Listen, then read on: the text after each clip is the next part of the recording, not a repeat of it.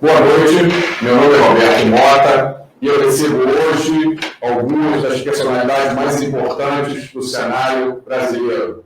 São pessoas do mundo jurídico que vão falar conosco hoje sobre bandidolatria, ativismo judicial e sobre o inquérito do fim do mundo. Eu começo recebendo a juíza de direito, doutora Ludmila Lins Grilo. Boa noite, doutora, seja bem-vinda. Boa noite, Mota, tudo bem? Boa noite, Marcelo.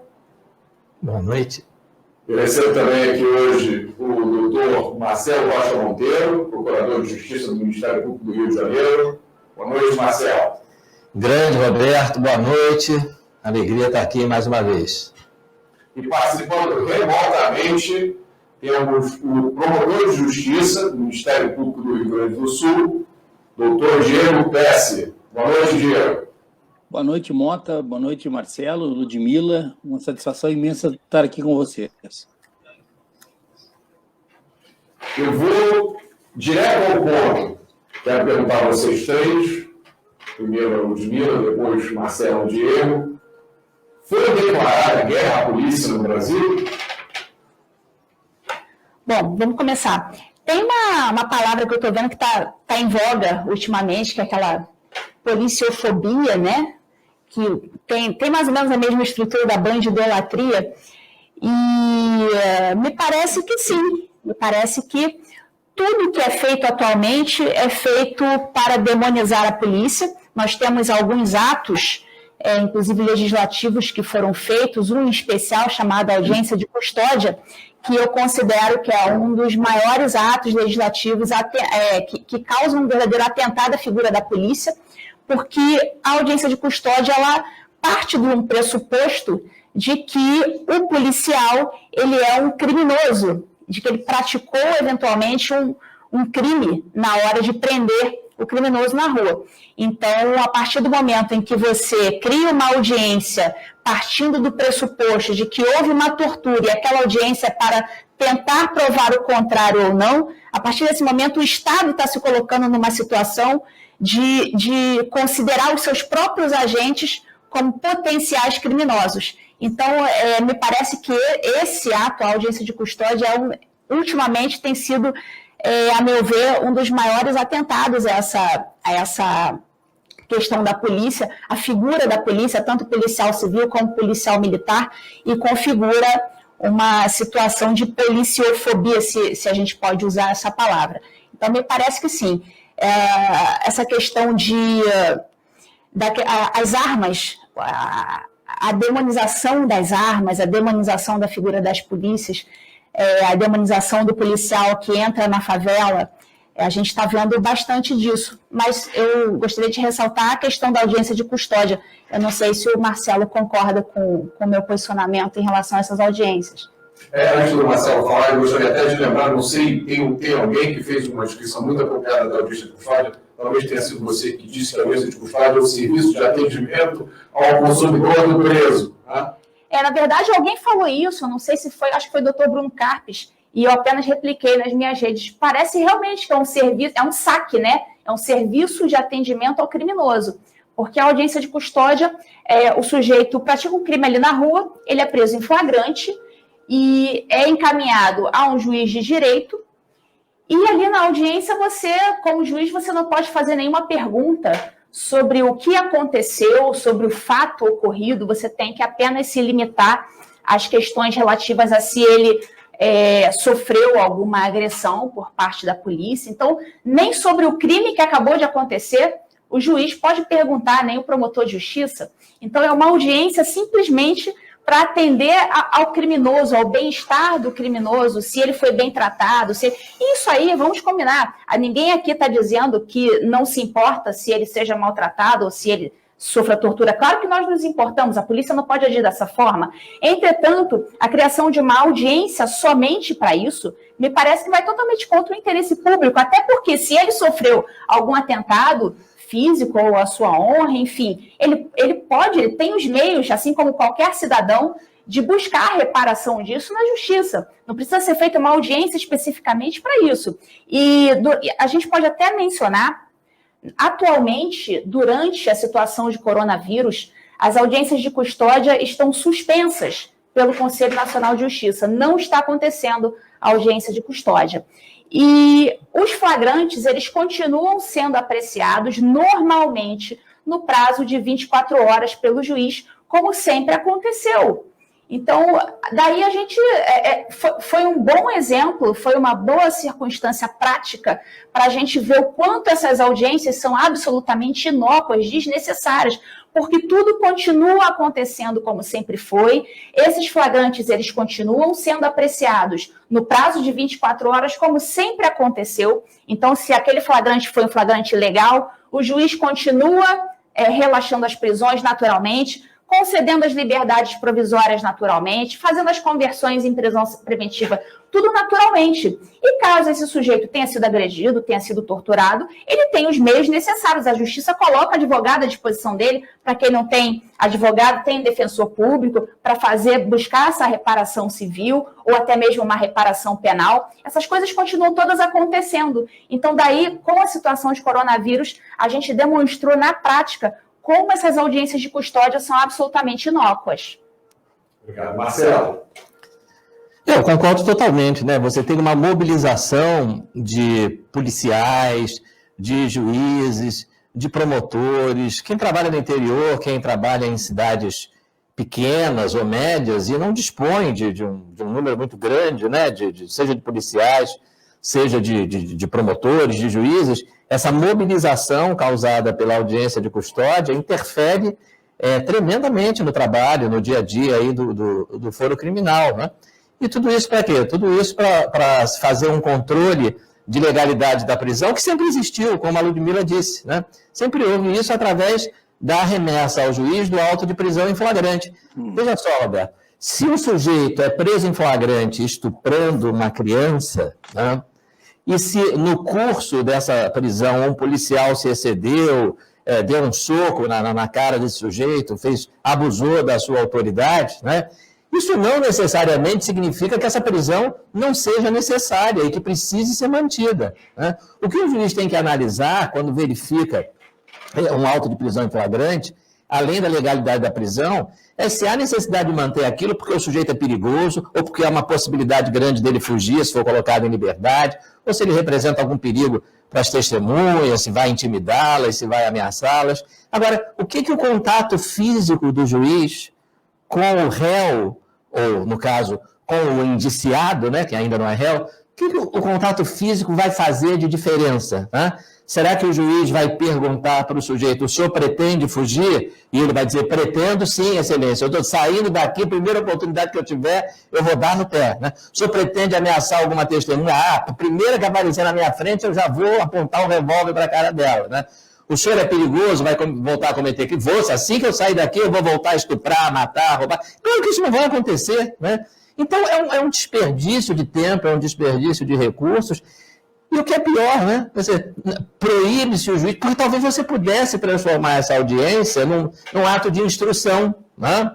Que é o que a gente chama de instrução, é produzir prova no processo, né? Claro, você poderia fazer perguntas para quem efetuou a prisão, poderia fazer pergunta para a testemunha, poderia fazer pergunta para a vítima sobre o fato, né?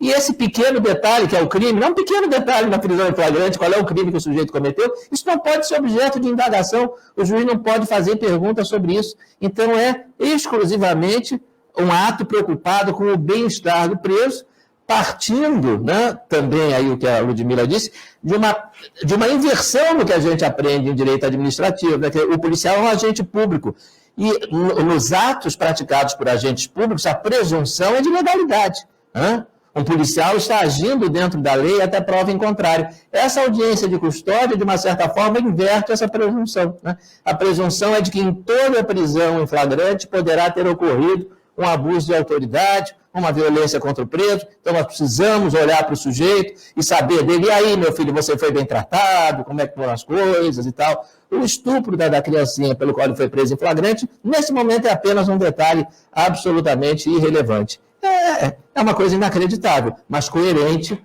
com essa guerra à polícia que você mencionou. Para um cidadão comum, isso parece realmente uma inversão da ordem natural da preocupação do Estado, né? Ao invés do Estado estar preocupado primariamente com a vítima, tentar investigar o crime que foi cometido, se coloca o preso na frente. Eu ouvi, inclusive, Roberto, se você me permite acrescentar, sugestões de que fosse, nesse momento, disponibilizado profissionais de saúde mental, não é isso? Você lembra disso, Ludmila? Eu ouvi também. Não, tem que colocar um psicólogo à disposição do preso. Imagina, ele acabou de assaltar uma pessoa, de estuprar uma criança, e o psicólogo tem que ser colocado à disposição dele, né? Ninguém fala nada sobre a criança, sobre a pessoa que foi assaltada, sobre a família da vítima. Nós precisamos colocar aqui psicólogos e assistentes sociais, porque o rapaz está passando por um momento difícil, afinal ele foi preso, né? Então, a gente não sabe se ri ou se chora. Né? Diego Pesce. Bem, Mota. Diego. Sem dúvida, o ativismo antipolicial é um fenômeno de caráter mundial, né? Basta você ver na América hoje que esses grupos radicais de ativistas rasgaram a bandeira e dizem claramente que o objetivo deles é a extinção da instituição policial. Não é a punição de policiais que ajam com abuso de autoridade, nada do gênero. É acabar com a polícia. E aí nós vemos no caso brasileiro, e eu gostaria de falar da cidade de vocês, que é maravilhosa em vários aspectos, e a cidade que tem um estudo sobre a vitimização policial feito pelo Centro de Vitimização Policial da Polícia Militar, através do coronel Fábio Cajueiro, que dá conta de que o número de policiais mortos, né, na região metropolitana nos últimos 20 anos supera estatisticamente a de qualquer exército em tempos de guerra. Né? Então, esse nível de baixas, que não é um privilégio exclusivo do Rio de Janeiro, é uma coisa que acontece de forma muito corriqueira em todo o Brasil, esse número absurdo de baixas dos policiais simplesmente é desconsiderado. Né? E se coloca sempre a questão nos seguintes termos: a polícia brasileira é a que mais mata, né? Sem se lembrar que ela também é a polícia que mais morre no mundo. E ela morre por quê? Porque ela está imersa, né? Os policiais são jogados num cenário de conflito, né? Que da definição do coronel Alessandro Visaco equivale a uma guerra híbrida, né? Uma guerra irregular. Por quê? Nós temos narco-guerrilheiros, narcotraficantes, que ocupam posições do território nacional, que, muito embora eles ainda tenham uma inferioridade técnica e de armamento em relação à polícia, todos os casos de violência mais dramáticos que ali acontecem são analisados, né, por autoridades, pela imprensa, pela mídia, são analisados sob a ótica de que a polícia tem a culpa por ter ali ingressado, a polícia tem a culpa por ter tentado agir com atos de força num pedaço do território nacional que é dominado por narcoguerrilheiros. Né? Então, veja, a inversão, e nisso consiste o conflito irregular, a força que possui um poder militar menor, ela se usa da superioridade do inimigo para infligi-lo um efeito psicológico, que consiste no quê? Na sua desmoralização perante a sociedade. Então, com todas essas baixas que a polícia sofre, e quando ela é obrigada a entrar numa área do território nacional, que não deveria estar alheia à sua atuação, para enfrentar um sujeito que está lá armado, com fuzil, com 762, com .50, com sei lá o quê, com armamento muitas vezes superior ao da polícia, ele não é tratado como uma força de libertação, mas ele é tratado como uma força de opressão daquelas pessoas. Hoje eu falava com uma amiga que trabalha no Disque Denúncia aí no Rio, ela deu a notícia que a média de denúncias das pessoas que moram nesses locais dominados por traficantes é 500 por dia. E se leva essa narrativa de que a polícia oprime essas pessoas e que os delinquentes, os narcoterroristas, são forças bem aceitas na comunidade, se leva isso a tal ponto em que se concebe uma decisão judicial que simplesmente interdita o acesso da polícia a determinadas áreas. Isso equivale, né, para encaminhar um encerramento, não quero me estender muito, isso equivale à supressão do Estado democrático de direito naquela área. Porque, veja, se nós reconhecemos que a polícia cometeu algum crime, que o policial cometeu algum erro, ele tem que ser processado por isso, né, com todos os direitos que cabem a qualquer um. Agora, você, a prioristicamente, interditar o acesso da polícia a determinados locais equivale a uma rendição do Estado de Direito a essas forças. E como não existe um vazio de ordem, ali vai ser implementada uma ordem, não é, que não é a ordem constitucional, não é a ordem democrática, não é a ordem do Estado democrático de direito tão decantado. É uma ordem que preza o uso da força, não é, que pune os crimes em regra com pena de morte, né, e que o Estado simplesmente não vai se inteirar disso. Então, a consequência dessa guerra à polícia, ela se faz sentir de uma maneira muito contundente, porque ela implica a completa subversão da nossa ordem social. Obrigado, Diego. Ludmila. Fazer aqui um acréscimo também, ainda nesse assunto guerra à polícia. O que a gente nota é o seguinte também, tem essa guerra também tem uma outra faceta, que é o constrangimento desses policiais diante da tomada de uma decisão no momento em que ele tem que tomar uma decisão entre atirar e não atirar, em tomar uma atitude mais enérgica ou não, no momento ali de conflito. Então, penso o seguinte, muitas vezes o policial ali ele tem 1 segundo ou menos para pensar o que ele vai fazer, para apertar um gatilho ou não. Ele está vendo a bala passando ali alguns segundos, alguns milímetros, alguns centímetros da cabeça dele, e ele tem menos de 1 segundo para tomar uma decisão.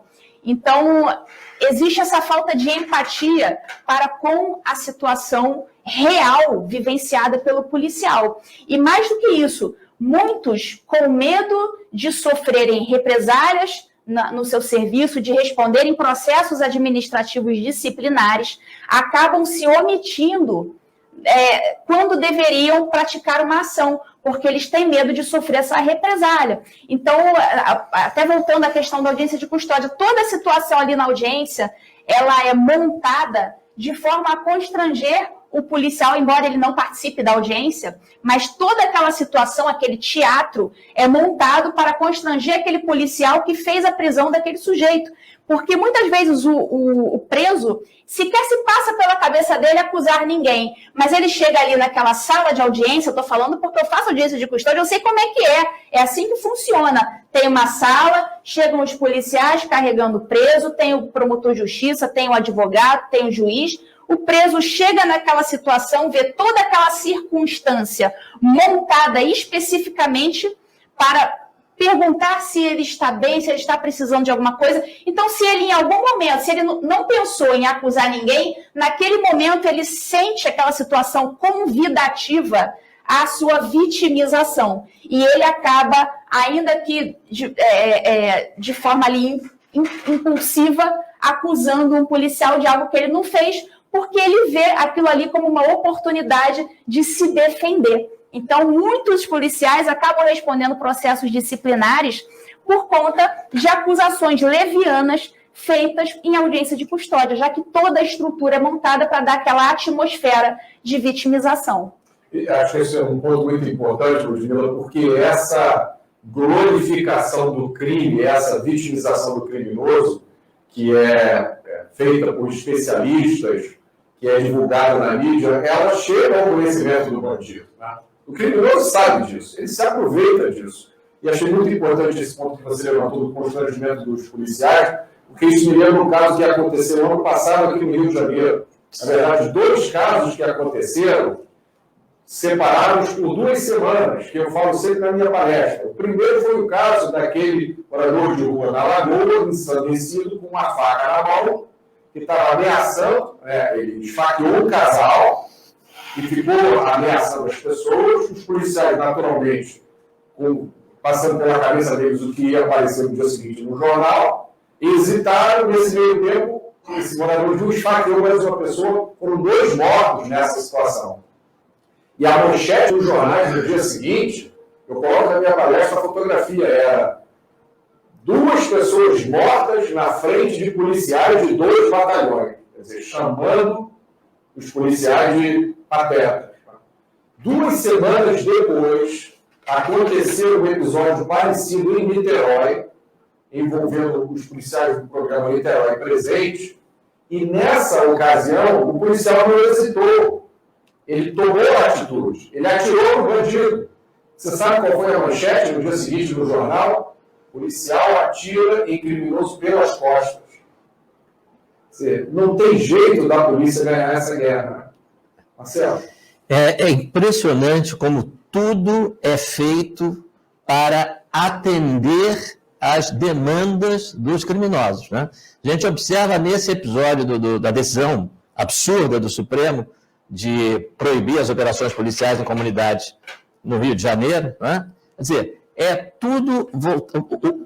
isso que o criminoso quer, né? Ele quer que a polícia seja proibida, né, de ter acesso aos lugares onde ele se esconde, né, onde ele pratica a sua atividade ilícita. Ele quer que a polícia seja proibida de usar helicópteros, porque os helicópteros, né, outro dia eu via o nosso amigo, o comandante Adonis, um dos maiores pilotos de helicóptero, né, do Brasil, né, mostrando como a atuação do helicóptero ajuda, né, obviamente, na localização mais rápida. Quem conhece a geografia do Rio de Janeiro sabe, quer dizer, a polícia vem de baixo, os criminosos estão lá em cima. Então, o helicóptero deixa a polícia numa situação de vantagem, localiza com mais rapidez onde estão os criminosos, né? Eles não correm cada um para um lado quando o helicóptero está sobrevoando, eles vão todos para o mesmo lugar para se esconder, para se proteger. E o que acontece, né? O tiroteio dura menos tempo, né? Os criminosos são neutralizados mais rapidamente, são localizados, são presos mais rapidamente, e com isso diminui a possibilidade de dano colateral, de uma pessoa inocente, de um morador da comunidade ser atingido, né? Quer dizer, ganha a polícia com o helicóptero, ganha a comunidade com o helicóptero. Até hoje, o número de pessoas atingidas por tiros da polícia efetuados a partir de helicóptero no Rio de Janeiro é 0. Nenhum. Ninguém. Não é? Quem é que perde com o helicóptero?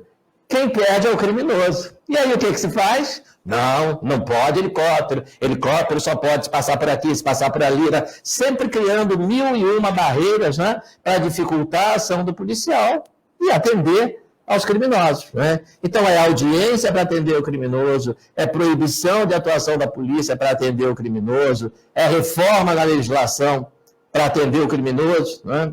Então, é isso. Né? E interessante essa história do helicóptero, Marcelo, porque eu me lembro que essa proibição a qual você está se referindo, se eu não me engano, partiu da Corte Suprema, né, do Brasil, ela foi precedida de uma campanha de demonização do helicóptero. Não sei se você vai lembrar disso, uma matéria muito tocante, comovente, essas matérias são sempre fofas, no Globo, mostrando desenhos feitos por crianças de comunidade. Isso. Né? Os desenhos, naturalmente, devem ter sido desenhos espontâneos, claro, né? Sem nenhuma orientação, porque a criança, né, tem essa inclinação. Enfim, eram desenhos mostrando, as crianças fizeram mostrando tiros saindo do helicóptero. E alguém me mostrou, Marcelo, desenhos parecidos feitos, né, na faixa de Gaza por crianças ali nos territórios ocupados, no mesmo sentido, né? A utilização de crianças por terroristas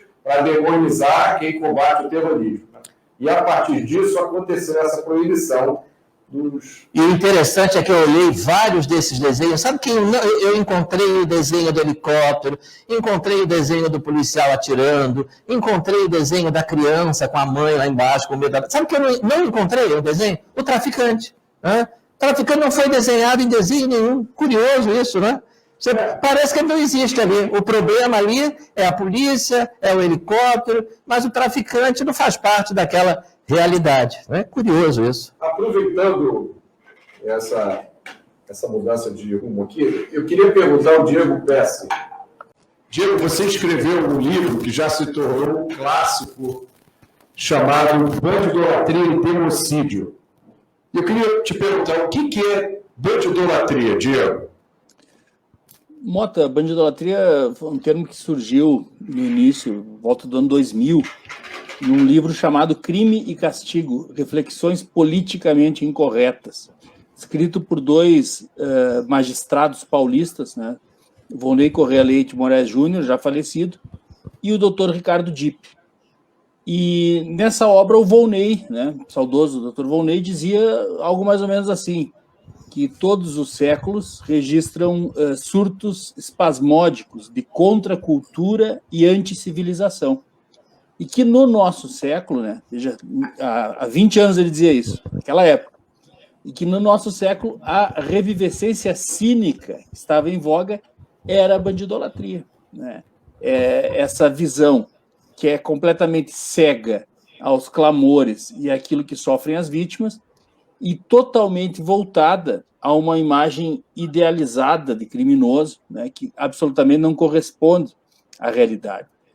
De modo que não apenas faz do criminoso uma figura quase romântica, né, uma figura que é oprimida pela sociedade, como esquece completamente daqueles direitos que a vítima teria. Então, se nós formos um pouco mais para trás nessas análises, nós pegamos o nosso grande Mário Ferreira dos Santos, em 1968, 67, 68, ele já denunciava esse mesmo problema, né, na obra A Invasão Vertical dos Bárbaros, como um sintoma de barbarismo. Né? Uma sociedade que não consegue se defender, não consegue manter o chamado ciclo cultural imune a essa espécie de relativismo, ela não vai tardar a legitimar, a legalizar completamente o crime e, por consequência, punir inocentes. Né? O escritor paranaense, meu amigo Paulo Briguet, ele tem essa frase, para mim, sintetiza muito bem a questão. A sociedade que não pune seus culpados não tardará a punir os inocentes. E é o que de fato acontece, não é? Então, nós analisando tudo aquilo que acontecia, esse descompasso, não é? Que num país que registra 9 assassinatos, um assassinato a cada 9 minutos, que tem 3 assaltos por minuto só nas capitais, que não denuncia sequer 10% dos homicídios que acontecem, né, dos seus 60 mil homicídios por ano. Nesse país, o que se denunciava era o punitivismo, e não o problema contrário, segundo aquilo que a nossa experiência nos mostrava, e que qualquer um pode ver com os olhos da cara, que é a impunidade. Né? Então, a obra escrita por mim e pelo meu colega e amigo Leonardo Jardim tinha a intenção de colocar essa visão para as pessoas, especialmente para um público leigo, que muitas vezes é alijado desse debate, não tem nem ideia, não é, desses números e do que se passa, e acaba vendo só aquele velho e surrado discurso sendo martelado reiteradas vezes, sem nenhuma análise crítica, né? Uma coisa que o pessoal gosta tanto das teorias críticas e das análises críticas foi o que nós tentamos fazer em relação àquilo que vinha acontecendo no Brasil, e eu acho que até em grande parte a boa repercussão que o livro teve se deveu a isso, porque acho que ele apontou para uma realidade que a maioria das pessoas conseguiu captar, e é uma realidade muito clara. Eu nunca esqueço daquela palestra que você deu no evento do Ministério Público do Rio de Janeiro, eu acho que foi em 2000 e... Completou 3 anos agora. 2017, então, no final de 2017. Eu fiquei muito impressionado, Diego, porque já houve uma época em que eu achava que eu era uma voz solitária. Eu, como cidadão comum, eu fui notando um processo ao longo do tempo, né? Devagar, então ele se torna até um pouco difícil de ser percebido, como aquela história do sapo que está dentro da panela e a água vai esquentando aos pouquinhos, aí você acha aquilo normal. Eu não entendia como é que eu vivia num país onde a vida do cidadão comum de bem ficava cada vez mais difícil e a vida do bandido era cada vez mais fácil. Aí um dia eu fui me convidado para almoçar com um procurador de justiça. Eu fiquei preocupado, eu falei, caramba, acho que vão me prender, eu estou falando alguma besteira.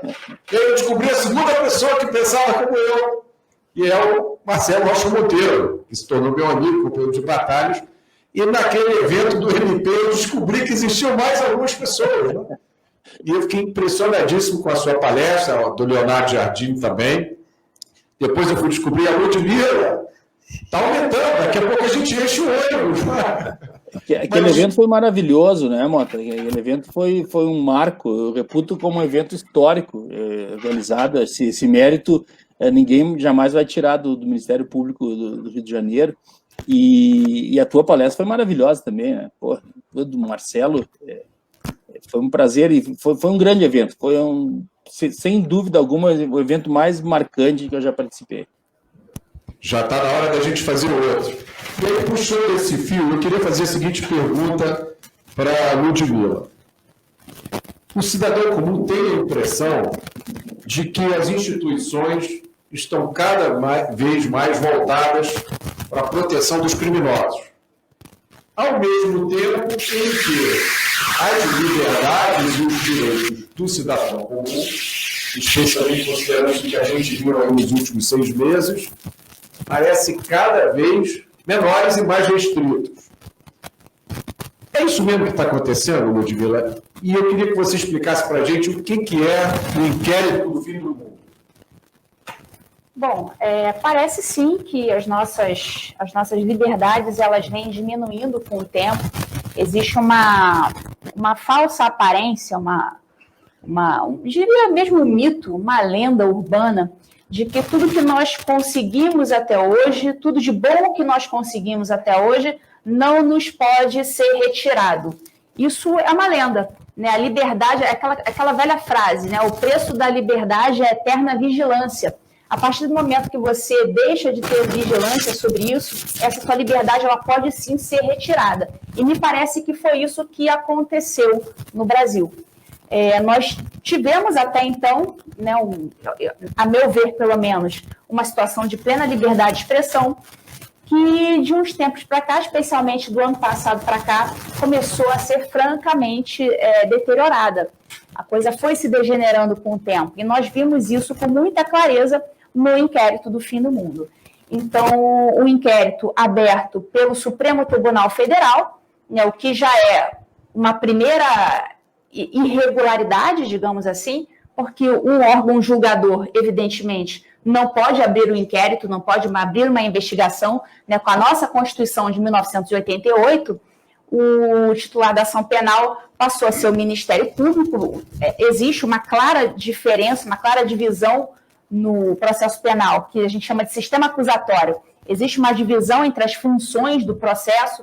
O julgador ele não pode ser, ao mesmo tempo, julgador e investigador e acusador e muito menos vítima. Então, já começa por aí. O Supremo Tribunal Federal não poderia abrir um inquérito para investigar ninguém, né? Ainda que exista essa previsão no regimento interno do STF, essa previsão, primeira coisa, fala de abertura de inquérito pelo STF para investigar fatos ocorridos dentro das suas dependências. O que são dependências? São dependências físicas, são instalações físicas, é o prédio do STF.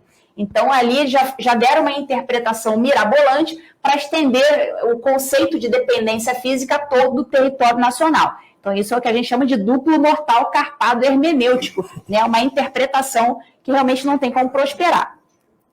E, em segundo lugar, esse regimento interno do STF é um regimento anterior à Constituição de 88.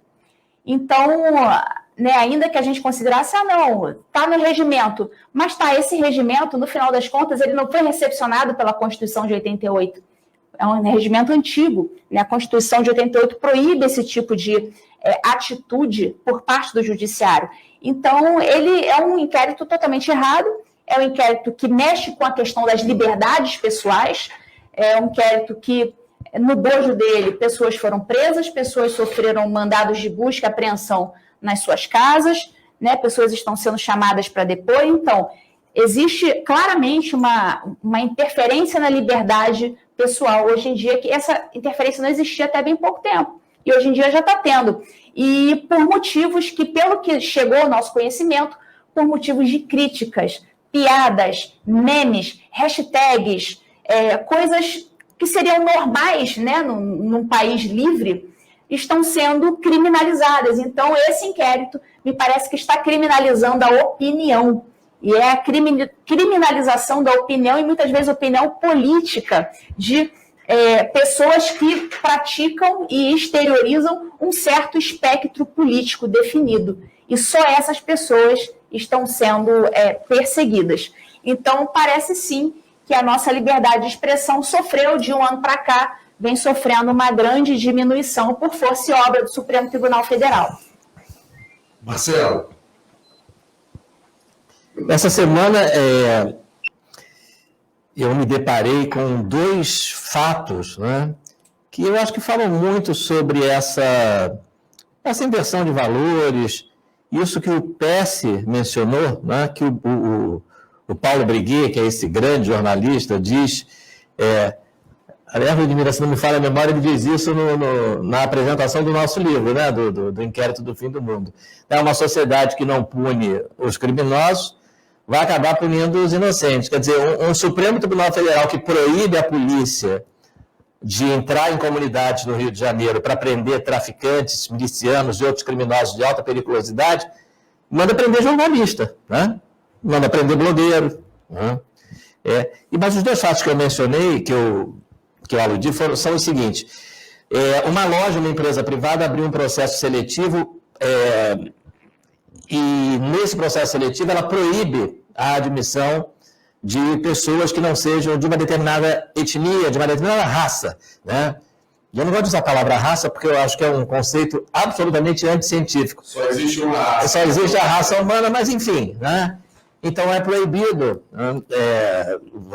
se você for asiático ou branco, você não pode se inscrever no programa de treinamento dessa empresa. Algumas pessoas foram ao Ministério Público do Trabalho para alertar os procuradores do trabalho para o fato de que aquilo era discriminação racial, né? Que é, obviamente, racismo. E o Ministério Público do Trabalho arquivou, eu tive notícia essa semana, ele arquivou a representação, dizendo que não é ilícito fazer isso, né?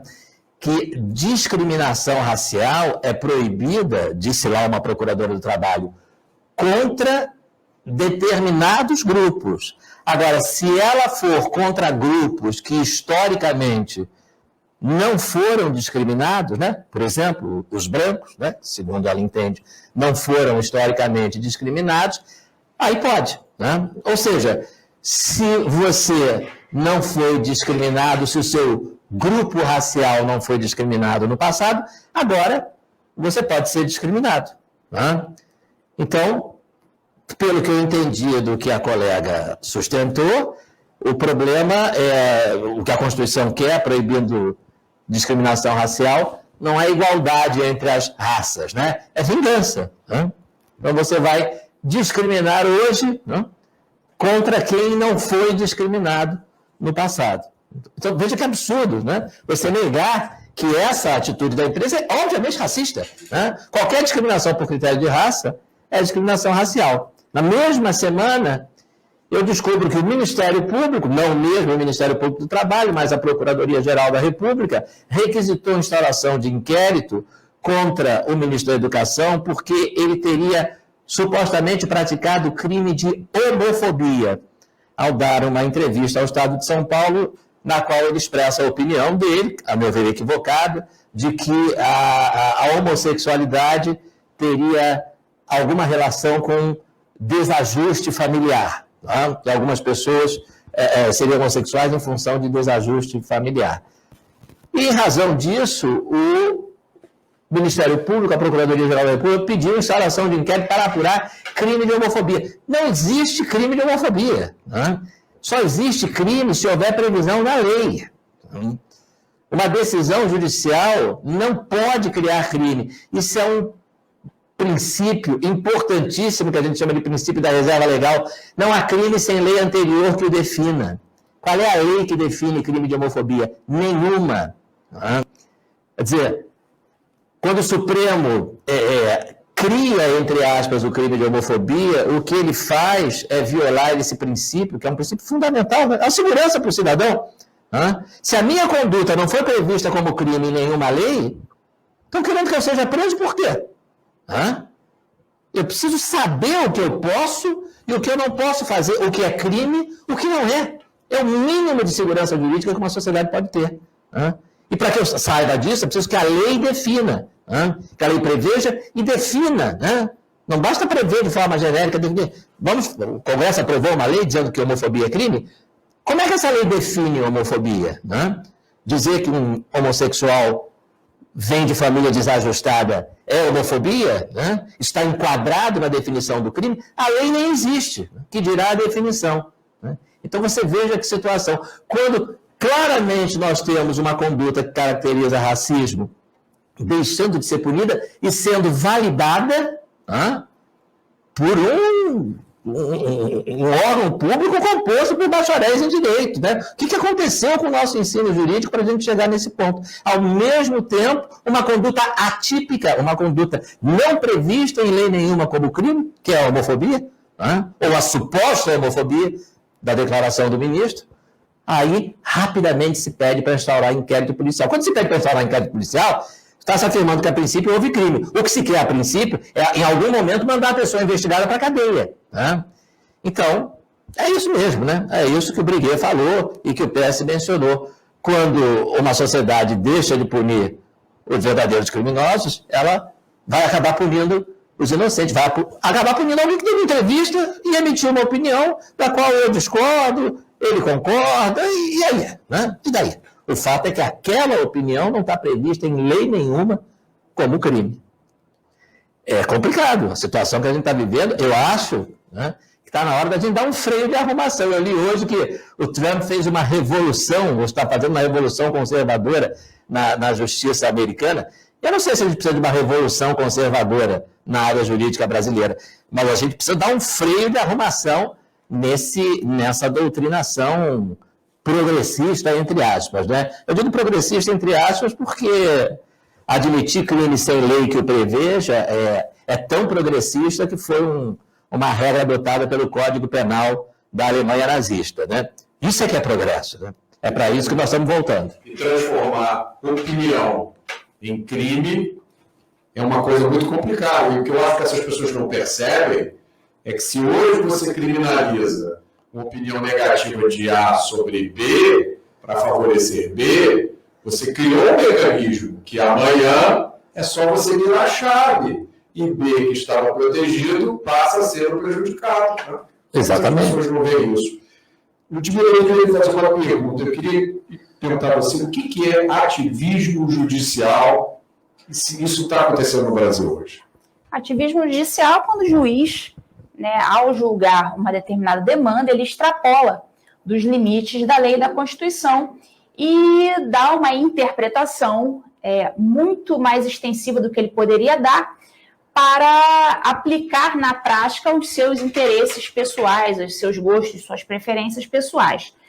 E uma expressão que vai entrar aqui no nosso circuito em breve, acho que já está entrando, mas vai entrar mais, isso vai precisar ser mais falado daqui a pouco, é o conceito de autocontenção judicial, que seria o versus, autocontenção judicial versus ativismo judicial. A gente só ouve falar Exatamente. Em ativismo, e ninguém fala no que seria autocontenção. A meu ver, seria praticamente uma coisa contrária à outra. Então, enquanto o juiz ativista, ele extrapola do que está dizendo a lei, o juiz que ele é autocontido, que ele pratica autocontenção, ele sabe exatamente quais são os seus limites. É aquela coisa, cada um no seu quadrado. O juiz, ele tem que saber o que ele está fazendo ali. Ele tem que saber que ele não pode se imiscuir no trabalho do legislador e do administrador. Ele tem que saber que ele tem certos limites. Só que o que aconteceu, não sei em que momento essa chave virou, os julgadores, isso não é um fenômeno só no Brasil, está acontecendo no mundo, eles passaram a se considerar um poder superior aos demais, de forma a querer dar ordens, a ditar as ordens dos demais poderes. E a gente tem que também ter em mente que os outros poderes, o legislativo e o executivo, são poderes eleitos. Exatamente. São eleitos, e o judiciário não é eleito. E passou a querer dar ordem, a querer limitar o que os outros poderes estão querendo fazer. A gente viu isso muito claramente agora no Covid, situação do Covid, e que vários promotores de justiça, por exemplo, viraram síndicos, viraram prefeitos. Promotor-prefeito. Promotor-prefeito, exatamente. Então, o prefeito dá uma ordem, o promotor não gostou, ninguém elegeu o promotor, elegeram o prefeito para dar determinadas ordens. Mas o promotor vai lá e faz o quê? Expede uma recomendação para que aquele prefeito não haja daquela forma ou haja daquela forma assim, assim, assim, assado. O que acontece na prática? Você diz, não, mas é só uma recomendação, não. Mas ninguém vai querer. Vem acompanhada de uma ameaça de processo, de ação civil pública, né? Não é só uma recomendação. Solicitamos que siga essa recomendação sob pena de repente, quem sabe, eventualmente, tomarmos as medidas cabíveis. Então, isso não é exatamente, tem o nome de recomendação, mas a gente sabe que não é propriamente uma recomendação. É ali o promotor de justiça tentando impor as suas preferências àquele administrador que foi eleito. E da mesma forma o juiz. O juiz, muitas vezes, ele age também dessa forma. E ele, no ato de dar uma decisão judicial, ele acaba extrapolando daquela função dele de mero julgador, de aplicador da lei, e acaba querendo dar uma ordem naquele prefeito, naquele governador, enfim, depende, em qualquer instância, o ativismo ele pode acontecer, não apenas no STF.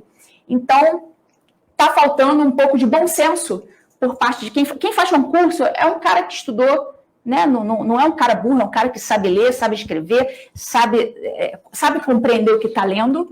Então, não é possível que essas pessoas não consigam compreender os limites das suas atribuições. Mas o que a gente está vendo é isso. As pessoas não estão compreendendo, estão estudando pra caramba, passam no concurso, fazem cursinho, e chega na hora de aplicar, extrapola das suas atribuições, não consegue entender quando é o momento de parar. E eu enxergo várias causas para isso. A primeira delas é a soberba. Né? O sujeito chega, passa no concurso, tal, acha que é o rei, e chega lá uma demanda para ele não diz não, era para ele simplesmente dizer não, isso aqui não é para ser judicializado, indefiro a petição inicial, ou se a inicial foi recebida e o processo correu, chega lá no final, julgo improcedente e acabou e segue o jogo, joga a bola para o legislativo e para o executivo, que são os cargos eleitos, né?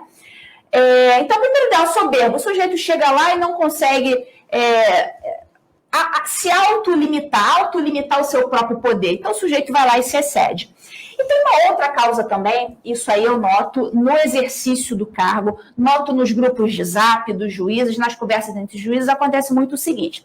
Muitas vezes o sujeito não é nem um cara soberbo, não é nem o cara que está ali se sentindo rei, quer dar ordem, não. Muitas vezes acontece do juiz receber demandas de outros agentes públicos, especialmente poder executivo, para que o juiz tome uma providência que aquele mesmo agente público deveria tomar. Só que ele não está querendo os ônus da tomada daquela decisão. Então, aí acontece uma transferência voluntária de poder, tanto entre o poder legislativo ao judiciário, como do executivo ao judiciário, que a gente chama de juristocracia. Então, daí surge a figura do juiz rei, em que todos os outros poderes voluntariamente entregam suas funções, suas atribuições, para que o juiz que não é eleito não sofra os efeitos, né, de uma má escolha, porque o juiz ali, ele é vitalício no cargo, né? O cara que se elegeu, não, o cara que se elegeu, ele pode depois deixar de se eleger porque o eleitor ficou insatisfeito com alguma coisa. Então, eles voluntariamente transferem seus poderes à figura do juiz. Então, muitas vezes, esse juiz, ele, com medo de ser chamado de prevaricador, ou de ter os dedos apontados contra si, dizendo que ele é inerte, que ele é um sujeito um vagabundo que não quis trabalhar e simplesmente disse não, ele aceita julgar uma demanda para a qual ele não tem essa função, simplesmente porque ele não quer ser olhado, ser visto como um prevaricador. Chegou o negócio nas minhas mãos, eu não julguei e eu lavei as minhas mãos. Mas esse é justamente o conceito da autocontenção. A autocontenção, o juiz ele deve receber ali, e se não for a atribuição dele, ele deve sim lavar as mãos. Ele deve dizer, isto não é a minha função. E esta coragem de falar isso, não é todo juiz que tem. A maioria acaba julgando, não porque é um grande trabalhador responsável, mas porque é covarde, porque não soube dizer não quando ele tinha que ter dito. É muito interessante esse seu ponto, porque eu li um livro recentemente que fala sobre exatamente sobre isso, sobre a moderação, sobre a contenção dos poderes, e acredita isso o sucesso da democracia nos Estados Unidos, porque a Suprema Corte poderia fazer mais, o Poder Executivo poderia fazer mais, mas eles se moderam. E tem até um episódio que aconteceu com o Roosevelt. Na época, o Roosevelt tinha lançado aquele programa dele, o New Deal, né, com várias medidas, e a Suprema Corte, na época, começou a rejeitar as medidas, considerar as medidas inconstitucionais. E aí o Roosevelt, na época, se aproveitou de uma característica da Constituição americana que não prevê o número fixo de juízes da Suprema Corte. O Roosevelt disse, olha, se continuar assim, eu vou nomear mais 3 ou 4 juízes. E a partir daí a Suprema Corte tirou o pé do acelerador e eles encontraram um equilíbrio. E aí eu pego o gancho que o Marcelo falou, eu vou passar a palavra para ele, porque você falou do Ministério Público do Trabalho, a gente teve há pouco tempo um caso aqui no Rio de Janeiro, que o Ministério Público do Trabalho entrou na Justiça do Trabalho, se eu não me engano, pedindo que as aulas nas escolas particulares que iam ser retomadas fossem suspensas, e aí o juiz julgou procedente isso, até que as condições fossem seguras, e não se sabe muito bem que segurança era essa. Pois esse é um exemplo, Roberto. O ativismo judicial, dentre outros inconvenientes, ele gera uma grande insegurança jurídica, porque, como a Ludmila falou, o juiz, ao invés de aplicar a lei, o juiz ativista, ele aplica as suas crenças, as suas ideias, as suas convicções políticas, que ele tem todo o direito de ter, evidentemente, mas ele não está ali para isso, né? Ele está ali para aplicar a lei. Então, quando ele, ao invés de aplicar a lei, atua como se fosse um administrador eleito pelo povo, o administrador, né, o gestor público, ele tem, muitas vezes, a liberdade, né, de fazer determinadas escolhas. Por quê? Porque a lei não prevê exatamente determinadas situações específicas. Né? Quer dizer, você não ia ter uma lei estabelecendo em que data as crianças poderiam voltar para as escolas em função da pandemia, né, do Covid-19. Se você deixar solto, Pois é. Então, a gente chama isso de poder discricionário. Então, você não tem uma lei dizendo qual é a mão de direção da Avenida Brasil, né? Ou da Avenida Nossa Senhora de Copacabana. Então, o prefeito ele tem liberdade para dizer, vai ser mão única, vai ser mão dupla, vai ser mão de norte para sul, vai ser mão de sul para norte. Não é? Nenhuma dessas decisões é ilegal, porque ela está dentro da discricionariedade. Só que essa autoridade que pode fazer essas escolhas, ela presta contas à população. Essa é uma das tragédias do ativismo judicial. Quem quer administrar a sua vida é um juiz, ou um Supremo Tribunal Federal, composto por 11 juízes, que são vitalícios. Tá? Se você não gosta das escolhas que o prefeito do seu município fez sobre o Covid-19, quando chegar agora em novembro, você vota na oposição, né? Não vota nele ou não vota no candidato da situação. Agora, se você não gosta da política de saúde pública, né, implementada pelo Supremo, né, o que não faz nenhum sentido, porque o judiciário não tem papel de implementar políticas públicas, você faz o quê? Né? Você espera terminar, nas próximas eleições para o Supremo, você vota em quem? Você não vota em ninguém, porque não tem eleição para o Supremo. Quer dizer, o Poder Judiciário não é submetido ao controle da população através do voto. Tá? E nem é para ser submetido. O que ele precisa é aplicar a lei. Tá? Esse é o controle. Quer dizer, ele só vai aplicar aquilo que o legislador, democraticamente eleito pela população, aprovou como lei. Tá? Então, qual é a lei que diz a data da volta das escolas? Não tem lei nenhuma. Então, o judiciário não pode aplicar uma lei que não existe. Se não tem lei nenhuma, é porque cabe ao executivo. Se o legislativo não definir os parâmetros, ele está dando liberdade ao executivo, ao governador, ao prefeito, para decidir, olha, aqui a pandemia está recuando, dá para voltar, aqui está piorando, não dá para voltar. Né? E aí o eleitor vai dizer se aprova ou não a administração daquela situação difícil lá que o município, que o Estado está vivendo. E tem outra tragédia no ativismo judicial, é porque o juiz, além de não ser submetido a controle pelo voto popular, as decisões dele não são submetidas a controle pelo Tribunal de Contas. E algumas dessas decisões do ativismo judicial geram despesas, sim, senhor. Né? Custam caro. O administrador público, o prefeito, o governador, o presidente, onde ele assinar ali ordenando despesa, ele sabe que ele vai se submeter ao crivo do Tribunal de Contas e aquilo pode ser cobrado. O juiz não. O juiz, numa canetada, um ministro do Supremo, ou até o juiz de primeira instância, porque o ativismo, como a Ludmila disse, não está só no Supremo, né? Ele ordena uma despesa gigantesca na área de saúde, na área de transportes. Outro dia eu vi a juíza federal dizendo que ela ia decidir sobre os radares móveis nas estradas federais de todo o país. Mas como é que é isso? Tem alguma lei dizendo quantos radares móveis tem que ter em cada rodovia federal do Brasil? Não, não tem. Isso aí é para o Ministério do Transporte, para o Poder Executivo administrar, e ela dá uma canetada, ela acha que é bacana comprar, sei lá, 50 mil radares móveis. E aí, como é que vai ser? Ela não vai sofrer nenhum tipo de controle por ter ordenado essa despesa. Então, tem mais esse inconveniente, né? Eu queria perguntar a vocês sobre o avanço do Estado sobre as liberdades individuais que aconteceu nessa pandemia, né? A gente viu coisas como o confisco de estoques de empresas por parte de prefeitos, vimos pessoas em todo o Brasil serem presas porque estavam exercendo seu direito de ir e vir. Nós vimos a modificação, se não me engano, do Código Civil, modificação temporária do Código Civil. Aqui no Rio teve uma lei que deu ao síndico o poder de fiscalizar o que acontece no seu apartamento. A pergunta para vocês aconteceu mesmo esse avanço sobre as liberdades individuais? E se aconteceu, isso vai ser revertido?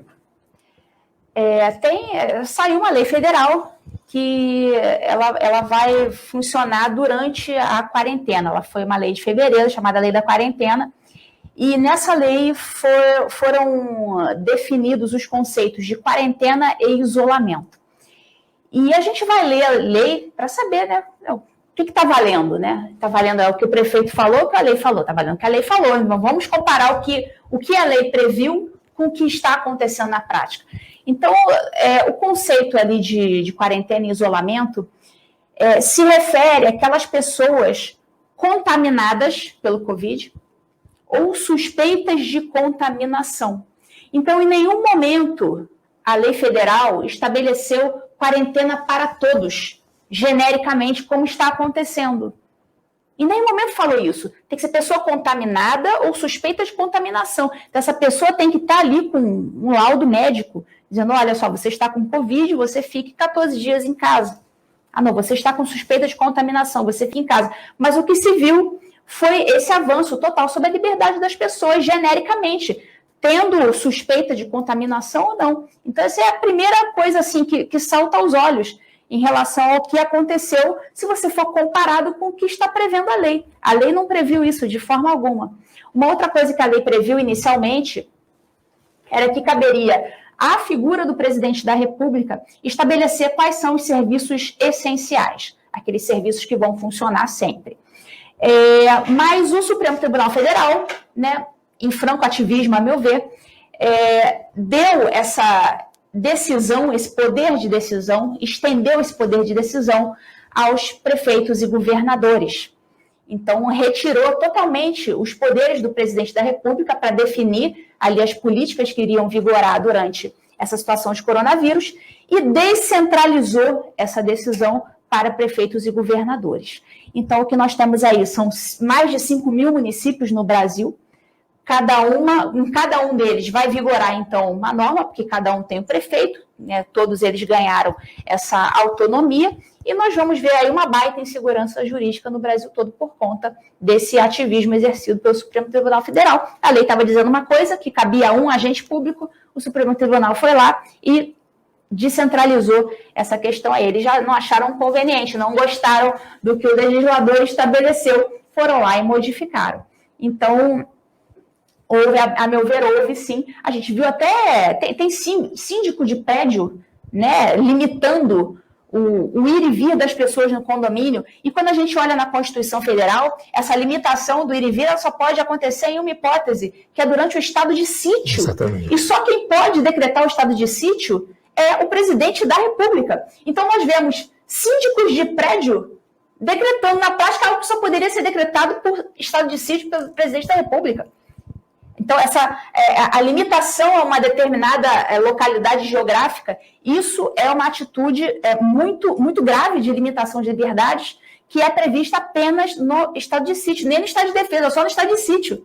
Só quem pode decretar é o presidente da República. Então, nós vemos aí, tranquilamente, prefeitos, governadores, todos decretando uma medida típica de estado de sítio. Foi isso que aconteceu. Marcelo. É isso que chamam de lockdown, né? Que é uma coisa absolutamente ilegal, como a Ludmila falou, quer dizer, o confinamento de populações inteiras em determinadas regiões, seja num município inteiro ou num bairro inteiro, tá? Ele só pode se dar em situação de estado de sítio, que é a mais excepcional de todas as situações excepcionais previstas na Constituição. Só pode ser proposto pelo presidente, a iniciativa tem que ser do presidente da República, precisa de aprovação do Congresso, tem prazo estabelecido lá, tem prazo determinado, né? Eventualmente pode ser renovado, mas enfim, tem um prazo de 30 dias, e é uma situação de absoluta excepcional, é óbvio, né? Se é estado de sítio, né? Estado de sítio, qual é a origem dessa expressão, né? É quando a sua cidade ali, o seu reino, o seu ducado foi sitiado, né, pelas forças inimigas e a população vive ali uma situação extremamente difícil que admite, né, medidas drásticas. Então, você imaginar que algo que só pode ser feito no estado de sítio possa simplesmente ser adotado como medida por qualquer prefeito ou até por síndicos, né? Ou por juízes, né? Eu vi um juiz em São Luís do Maranhão decretando um lockdown na cidade inteira, né? E mais 3 municípios adjacentes. Então, isso é um absurdo, né? Quer dizer, vamos lembrar de novo eu acho que foi aqui numa conversa aqui que nós falamos, né? A liberdade está sempre a apenas uma geração de ser perdida. Reagan, né? Não sei, acho que é Ronald Reagan. É isso, né? Você vê, eu lembro da minha surpresa quando eu vi um renomado professor de medicina da UFRJ explicando como vai funcionar o lockdown no Rio de Janeiro, ou como deveria funcionar, na opinião dele. Vai ser assim, dizia ele para o jornalista, você vai sair da sua casa, aí vai ter um policial na rua. O policial vai perguntar para você, onde é que você vai? Aí você vai responder, se achar razoável, ele deixa você ir. Se ele não concordar, ele manda você de volta para casa. É assim que um professor de uma universidade federal, né, professor renomado de medicina, é o conceito que ele tem do direito à liberdade. Direito à liberdade para ele é isso. É você chegar para o policial e dizer, eu vou ali no açougue. Não, açougue acho que não. Açougue, no açougue você não vai. Eu não achei que açougue não justifica. Né? Você come uma alface, come uma saladinha, volta para casa. Tá? É isso. Né? Imagina, né? Quer dizer, o segundo direito mais importante do indivíduo, né, vai ficar ali. Não pode. Restrição à liberdade tem que estar expressa na lei, tem que ser muito clara. Né? Senão, Roberto, eu vou propor o seguinte, 70%, quanto é que é a letalidade do coronavírus? 1%? 5%? 7%? Vamos lá.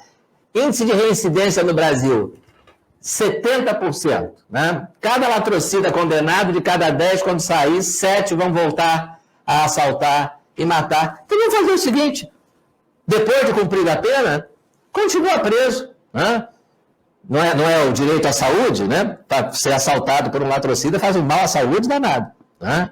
Então deixa o pessoal preso. Alguém vai aceitar isso? Né? É uma medida de prevenção, porque o que eu ouvi era isso. Não está previsto, mas a saúde é o mais importante. Né? Teve um ex-ministro do Supremo que disse assim, para justificar numa entrevista, o lockdown.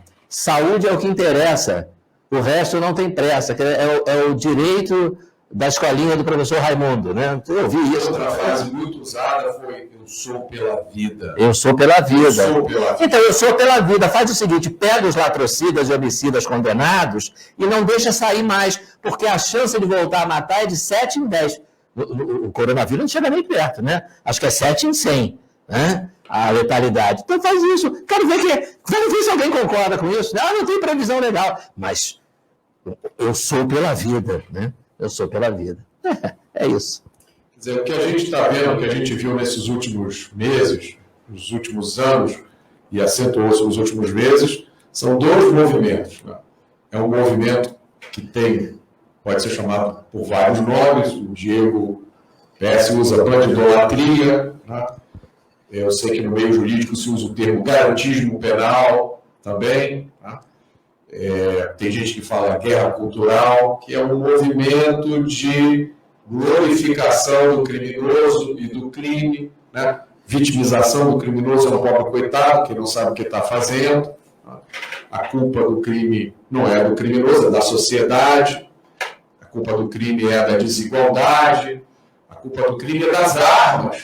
Então vamos fazer um estatuto do desarmamento que foi feito e o crime continuou subindo. A culpa do crime é das drogas, Marcelo?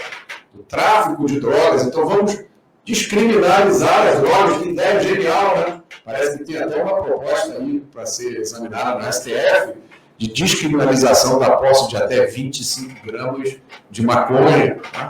Então você tem esse movimento de... Esse negócio de passar pelo Congresso Nacional, ser votado, é bobagem, né? Isso não se usa mais, né? Você quer mudar a lei, aí você vai no Supremo. Negócio de Congresso, Poder Legislativo, isso aí, né? Saiu de moda. Saiu de moda, não se usa mais. Né? E ao mesmo tempo que você tem esse movimento de ascensão do criminoso enquanto ser da sociedade, você tem um movimento oposto para o cidadão de bem, para o cidadão comum, né? Que cada vez tem menos direitos, cada vez está mais sujeito a decisões arbitrárias.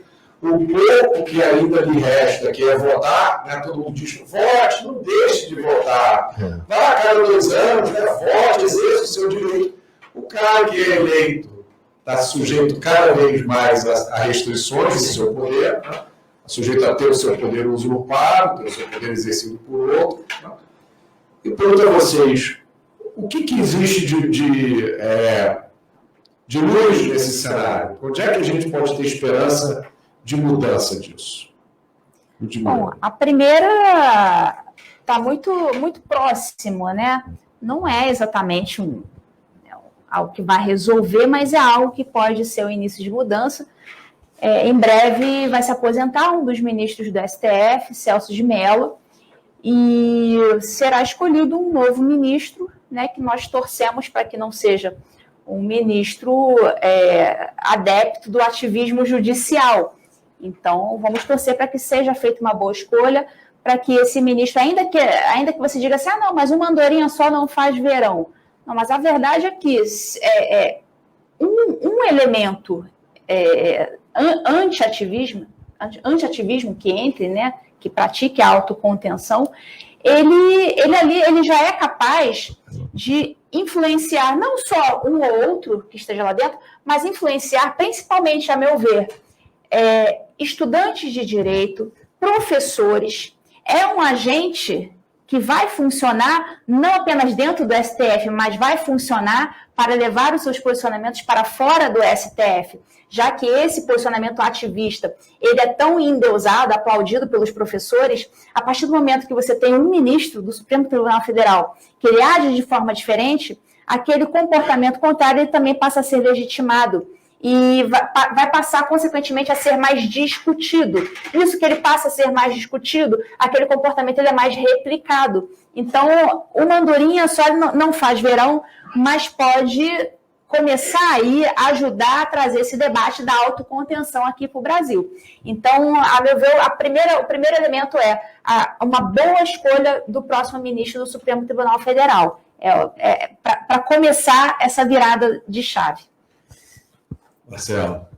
Eu também acho. Nós estamos esperando pelo Scalia brasileiro, né? O grande justice, grande juiz da Suprema Corte Americana, Antonin Scalia, um gigante na luta contra o ativismo judicial, né? Um defensor do que alguns chamam de textualismo, originalismo, quer dizer, o juiz tem que aplicar a lei. A lei significa o que está escrito na lei, e não o que você gostaria que estivesse escrito, ou que a pessoa que criou aquela lei talvez tenha tido a intenção de obter com aquela legislação. Não, a pessoa pode ter tido uma intenção ou outra, né? Você já pensou, você analisar a Constituição americana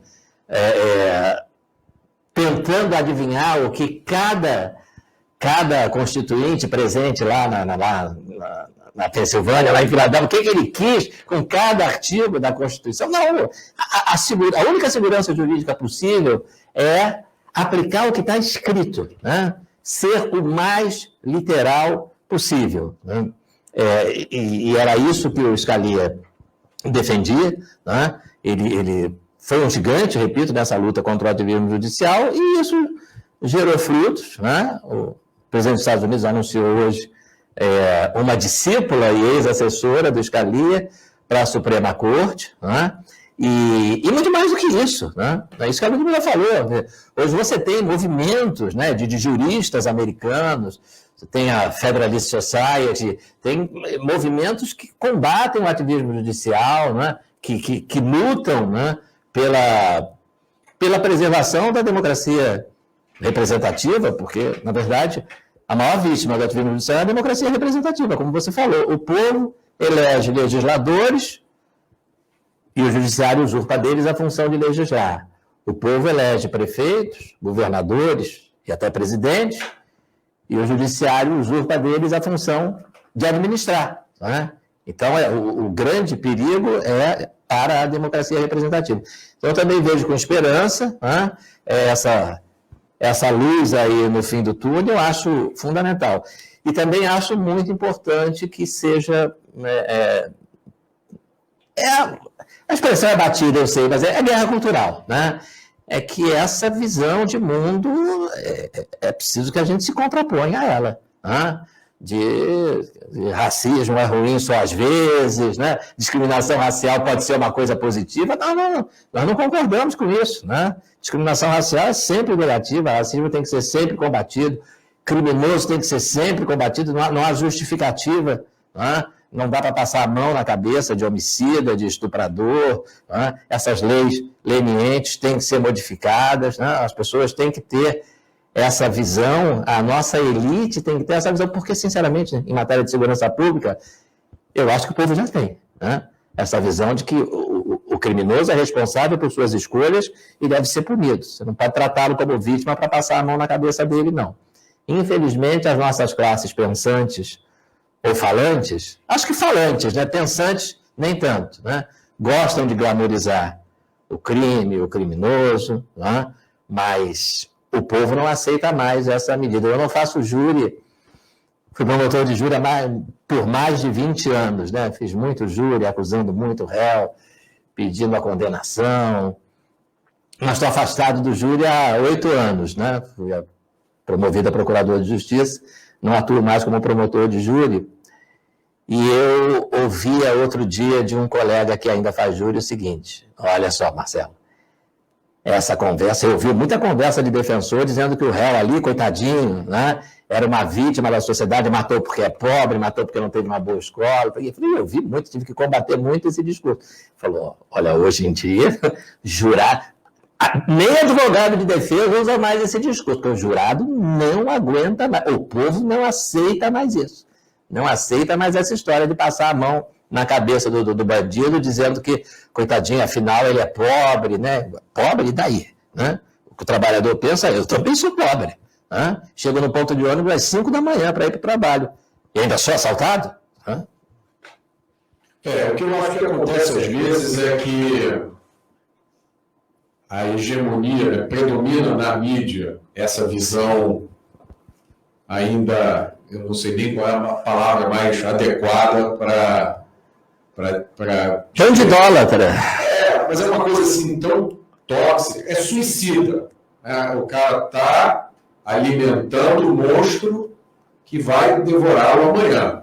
É a mesma mídia que aplaude a suspensão das operações policiais com o argumento mais absurdo do mundo de que isso salva vidas, no dia seguinte mostra uma guerra de traficantes no Morro da Providência e clama pela providência das autoridades. Roberto, pergunta para esses jornalistas o que eles achariam do Supremo mandar suspender as operações policiais no Leblon. Eu acho que eles não ficariam tão entusiasmados. No Leblon, né? Mas eu faço compras ali no shopping, né? Meu filho passa por lá todo dia, voltando da escola, né? Então, eu acho que o que acontece, às vezes, com a sociedade em geral, o povo, eles têm essa percepção, né, de que bandido é bandido e merece ser tratado, né, com a dureza proporcional ao crime que ele cometeu, mas muitas vezes, nós, cidadãos comuns, a gente recebe informação adulterada, né? A gente cai em armadilhas que a gente precisa que alguém chame a atenção para a gente. Eu vou te dizer uma coisa que eu publiquei em 2 semanas nas redes sociais, e muita gente me disse, poxa, Roberto, isso aí me acendeu, que foi, eu coloquei lá, e eu vi isso aí é de segunda mão, eu vi de alguém, eu só coloquei, que é o seguinte, o sujeito rouba, te assalta para comprar droga, mas ele não vai assaltar o traficante. Por que ele não vai direto lá na boca de fumo e não rouba a droga que ele precisa? Porque ele sabe que o tráfico de drogas tem uma lei implacável. Tá? Isso me lembra, Marcelo, uma coisa que você me falou uma vez, tá? Uma discussão nossa. Eu quero deixar registrado aqui que o Marcelo é o responsável maior pela minha visão de mundo hoje. Né? Muita coisa que eu pensava em relação, por exemplo, a tráfico de drogas, tudo, foi o Marcelo que me abriu, né, a minha mente. E o Marcelo disse uma vez isso, olha, não importa se você é a favor da pena de morte, porque o bandido brasileiro acabou a discussão. Então, a gente presencia discussões etéreas, debates perfumados, geralmente promovidos por especialistas de universidades públicas, com mestrado, doutorado, etc. e tal, né, totalmente divorciado da realidade. Agora, se você for lá no Chapadão ou na Pedreira, outro dia eu fui fazer uma palestra em Campo Grande, passei na Avenida Brasil, ali perto do Chapadão da Pedreira. Se você for lá dentro, aquele é um outro estado, dominado por outro poder. A lei que vigora lá é outra, não é essa lei que a gente está discutindo aqui. Então, está na hora da gente botar o pé na realidade. E aí eu queria fazer uma pergunta a vocês, e isso foi um fenômeno que o Marcelo viveu junto comigo. Em 2018, 2016, 2017, 2018, a gente tinha uma grande esperança no liberalismo. Né? O liberalismo era uma corrente que ia modificar o Brasil, e me parece que nos últimos tempos o liberalismo perdeu o fôlego por causa do vácuo dos valores morais. O liberalismo tem muito a dizer sobre certo e errado. Nos últimos tempos, a gente viu uma ascensão no Brasil do conservadorismo. Né? E eu descrevo o conservadorismo como um liberalismo temperado com valores morais. Esses valores são o direito à vida, a propriedade privada, a autodefesa, a liberdade econômica, a liberdade de expressão, a liberdade de vir, igualdade perante a lei. A gente não abre mão disso. Uma educação sem ideologia, e acabar essas ideologias de gênero, e acabar o ativismo judicial. Né? Eu queria ouvir de vocês, né? O que vocês acham disso? Vocês têm a mesma visão que eu? Sim, o professor Olavo, ele sempre diz que o comunismo é como a cobra que vai trocando de pele. Né? Antigamente, a gente tinha aquela visão do comunistão, do Karl Marx, aquela disputa de classes, mais-valia, aquela disputa econômica, digamos assim. Só que a coisa, durante o tempo, ela foi trocando de pele, a cobra foi trocando de pele. E hoje esse comunismo ele se apresenta no âmbito social. São essas demandas sociais, demandas de minorias, mulheres, negros, gays, essas coisas todas. Então, o comunistão da boina de Karl Marx, da mais-valia que reclamava, daquela briga entre patrão e empregado, aquela coisa, isso aí morreu. Então, hoje em dia, essa ideologia ela se transformou nessas questões sociais. É isso que a gente está vendo hoje. Então, todo esse debate ele veio para essa área social. Então, por isso que a gente só vê isso hoje em dia. É discussão de ideologia de gênero na escola, se o menino pode ir para a escola vestindo saia ou se não pode.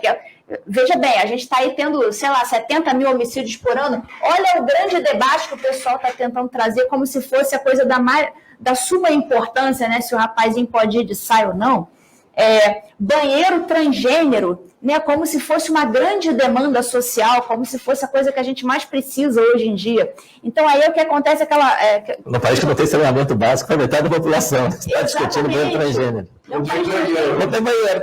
Exatamente. Então, acontece justamente essa inversão de valores. Eles jogam luzes em, abre aspas, problemas que não existem. Então, eles criam um problema inexistente para vender a solução, porque é muito mais fácil você solucionar um problema que não existe, já que ele não é sequer um problema, do que você jogar luzes sobre um problema que realmente existe e tentar solucioná-lo.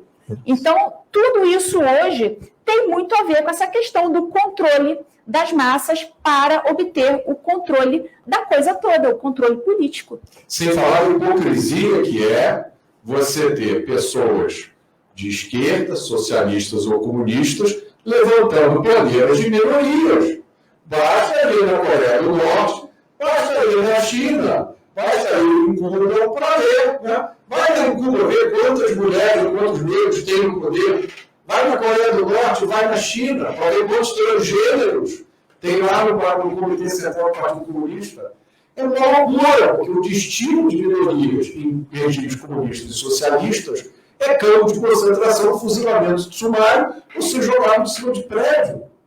Você imagina um homossexual com camisa do Che Guevara? Quer dizer, alguém tem que contar para ele, meu amigo, o Che Guevara mandou os homossexuais cubanos para campos de reeducação, não é? Porque ele dizia que o maricón é incompatível com o novo homem revolucionário de Cuba. Então ele mandou todo mundo para campo de concentração, né? E o senhor que se conhecer isso, bota uma...